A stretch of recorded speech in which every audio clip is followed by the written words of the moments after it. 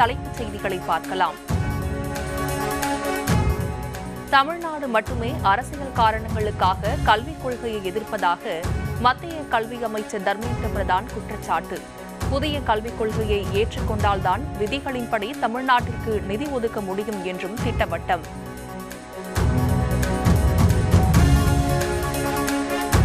மும்மொழிக் கொள்கையை ஏற்கும் வரை தமிழ்நாட்டுக்கு நிதி கிடையாது என்று பிளாக்மெயில் செய்யும் தடித்தனத்தை தமிழர்கள் பொறுத்துக் கொள்ள மாட்டார்கள்.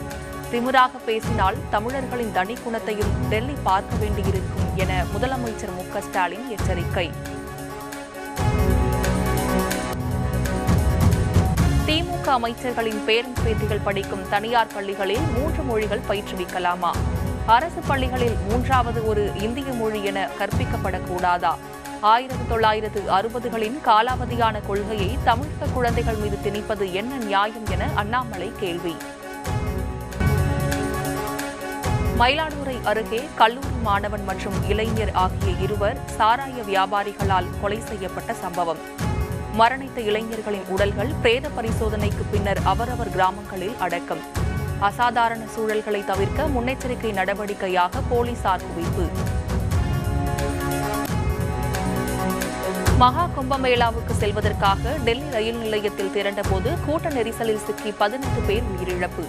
உயிரிழந்தவர்களின் குடும்பத்தினருக்கு ரயில்வே நிர்வாகம் 10 லட்சம் ரூபாய் நிதியுதவி அறிவிப்பு.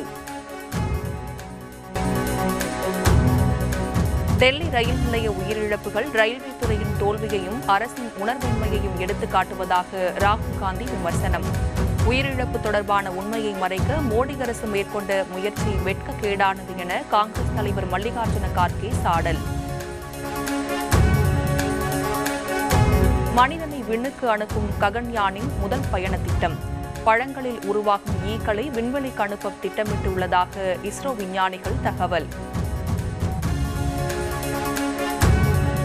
சென்னை குரோம்பேட்டையில் போலீஸ் என கூறி இருவரை காரில் அழைத்து சென்று 70 லட்சம் ரூபாய் வழிப்பறி. கொள்ளையர்கள் 4 பேரை கைது செய்து காவல்துறையினர் நடவடிக்கை. பணைய கைதிகள் விவகாரத்தில் இஸ்ரேல் எடுக்கும் முடிவுக்கு அமெரிக்கா ஆதரவு தரும். அமெரிக்க அதிபர் டொனால்டு டிரம்ப் கருத்து.